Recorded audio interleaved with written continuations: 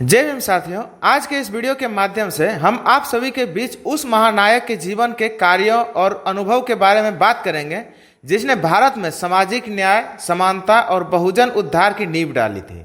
एक ऐसा युग पुरुष जिन्होंने न केवल अपने विचारों से बल्कि अपने शासन और साहसिक फैसलों से शोषितों, वंचितों, दलितों और पिछड़ों के लिए वह राह बनाई जिस पर चलकर आज भी हम न्याय और समानता की लड़ाई लड़ रहे हैं। मैं बात कर रहा हूं छत्रपति साहू जी महाराज के बारे में, जिन्होंने भारत में पहली बार आरक्षण लागू किया था। छत्रपति साहू जी महाराज का जन्म 26 जून 1874 को महाराष्ट्र के कोल्हापुर में शूद्र वर्ण की कुर्मी जाति में हुआ था। वे कोई साधारण व्यक्ति नहीं थे। वे शिवाजी महाराज के वंशज थे और मात्र 20 वर्ष की आयु में 1894 में कोल्हापुर रियासत के राजा बने। लेकिन यहाँ एक बात गौर करने वाली है कि राजा बनना आसान हो सकता था, मगर शोषितों के पीड़ा को महसूस करके अपने ही वर्ग के खिलाफ खड़ा होकर न्याय के लिए लड़ना, वह कार्य केवल कोई क्रांतिकारी समाज सुधारक ही कर सकता है। और यही साहू जी महाराज ने किया। जब उन्होंने देखा कि समाज का एक बड़ा वर्ग, दलित और पिछड़ा समाज जातिवाद की जंजीर में जकड़ा हुआ है, तो उन्होंने सबसे पहले शिक्षा को अपना औजार बनाया। उन्होंने विद्यालय खोले, छात्रावास बनाए, छात्रवृत्तियां दी और बहुजन समाज को शिक्षित करने के लिए एक बहुत बड़ा आंदोलन छेड़ दिया। लेकिन जैसा कि आप सबको पता ही है कि जब भी कोई व्यक्ति समाज में कुछ परिवर्तन की बात करता है तो उसका विरोध होता है। उनके खुद के पुरोहित ब्राह्मण पंडितों ने कह दिया कि आप तो शूद्र हैं, आपको वेद सुनने का अधिकार नहीं है। लेकिन साहू जी महाराज ने इस अपमान को चुनौती में बदला। राजा बनने के बाद उन्होंने इस बात पर ध्यान दिया कि उसके राज्य में छोटे बड़े सभी पदों पर उच्च जातियों के लोग ही नियुक्त हैं और उनके पास ही जमीनें भी हैं, जबकि छोटी जातियों के पास ना तो नौकरी है ना ही जमीन है, जबकि उसकी जनसंख्या सबसे अधिक है। एक लंबे सोच विचार के बाद आखिरकार उन्होंने एक क्रांतिकारी कदम उठाने का फैसला किया। साल 1902 में महाराजा ने अपने राज्य में सभी छोटे बड़े पदों पर छोटी जातियों के लिए 50% आरक्षण की घोषणा कर दी, जिसके कारण ऊंची जातियों के बहुत से लोगों को नौकरी से निकलना पड़ा। छत्रपति साहू जी महाराज के इस निर्णय से राज्य में पूरी तरह से उथल पुथल मच गई और राजा की इस फैसले का आलोचना किया जाने लगा। लेकिन महाराजा ने अपना फैसला बदलने से साफ इनकार कर दिया। आखिरकार वो भी मराठा नरेश छत्रपति शिवाजी महाराज के जो वंशज थे। इससे जुड़ी एक और घटना है जो काफी चर्चित है। उन्होंने अपने सेवक जो जूता पॉलिश करने का काम करते थे, जिसका नाम गंगाराम कांबले था, उन्होंने अपने सेवक कांबले को भाऊ सिंह जी रोड पर चाय की दुकान खोलने को कहा और उनके लिए उन्होंने कुछ पैसे भी दिए। गंगाराम ने हाथ जोड़कर बोला कि महाराज, मुझ जैसे नीच जात की दुकान पर कौन चाय पीने आएगा। महाराजा ने कहा, तू खोल तो सही। दुकान खुलने के अगले ही दिन महाराज खुद उसकी दुकान पर पहुंच गए और चाय पिलाने को कहा। छत्रपति साहू जी महाराज को देखते ही भीड़ इकट्ठा हो गई। ये कोई मामूली घटना नहीं थी कि एक अछूत ने चाय की दुकान खोलने की हिम्मत कर दी और राजा वहां जाकर चाय पी रहा है। इससे तो धर्म भ्रष्ट हो रहा था। पूरे प्रदेश में यह खबर जंगल में आग की तरफ फैल गई। लोग दौड़े चले आ रहे थे, जिसमें सबसे ज्यादा संख्या अछूतों की थी। भारी भीड़ के सामने उन्होंने पूछा, तुमने दुकान पर अपना नाम क्यों नहीं लिखा? लगता है तुम धोखे से लोगों को धर्म भ्रष्ट करना चाहते हो। यह कहते हुए वो हंसे और चाय का गिलास लिया और एक चुस्की लेते हुए बोले कि मैं कितना अभागा हूं कि इतनी अच्छी चाय बनाने वालों से सालों तक पॉलिश करवाता रहा। नौकर उनके पैरों पर गिर पड़ा और रोने लगे।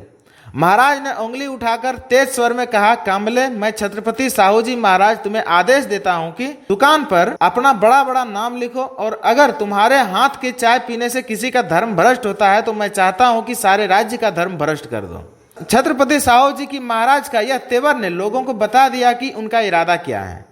छत्रपति साहू जी महाराज से दूसरी जुड़ी घटना बहुत ही महत्वपूर्ण है। जब उन्होंने 1901 की जनगणना देखी, जिसमें 95.98 सरकारी नौकरियां केवल ब्राह्मणों के पास थी, तो उन्होंने 26 जुलाई 1902 को एक ऐतिहासिक आदेश जारी कर दिया।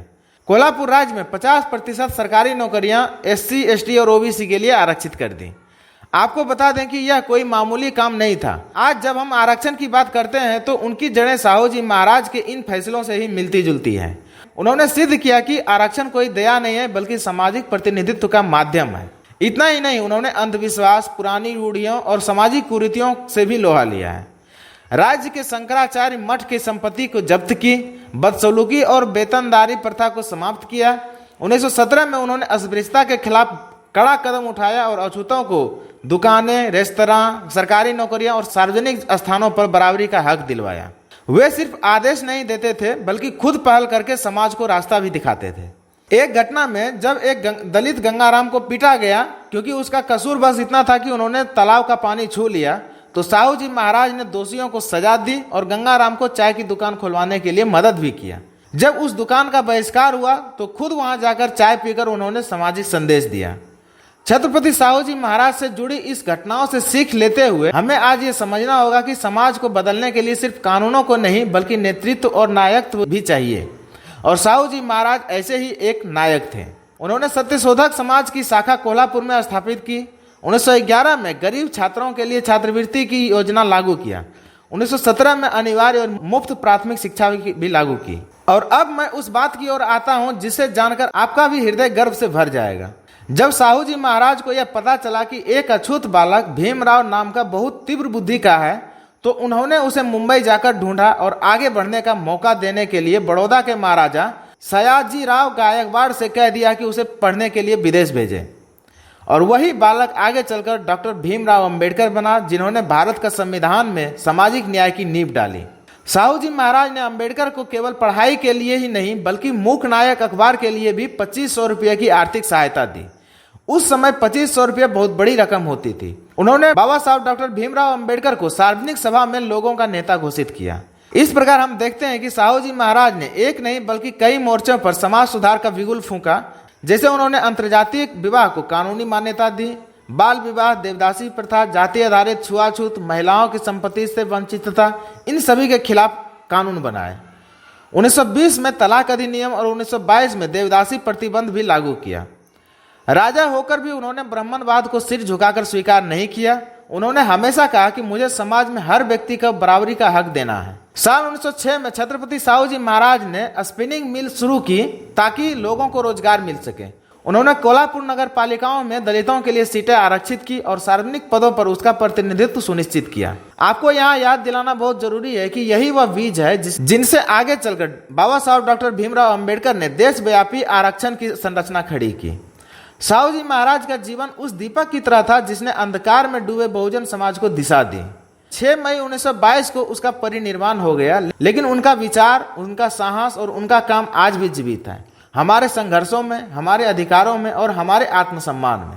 अगर हम आज समाज में थोड़ा भी सम्मान से जी पा रहे हैं, अगर हमारे बच्चे स्कूल जा पा रहे हैं, अगर हम नौकरी में प्रतिनिधित्व और बराबरी का अधिकार मिला है, तो वह साहू जी महाराज जैसे महापुरुषों की बदौलत है, जिसे आगे चलकर बाबा साहब डॉक्टर भीमराव अंबेडकर ने आगे बढ़ाया। अब हमारी जिम्मेवारी है कि हम लोग उनके विचारों को आगे ले जाएं, सिर्फ मूर्तियां ना बनाएं बल्कि उनके कामों को भी जीवित रखें। यही उनकी सच्ची श्रद्धांजलि होगी।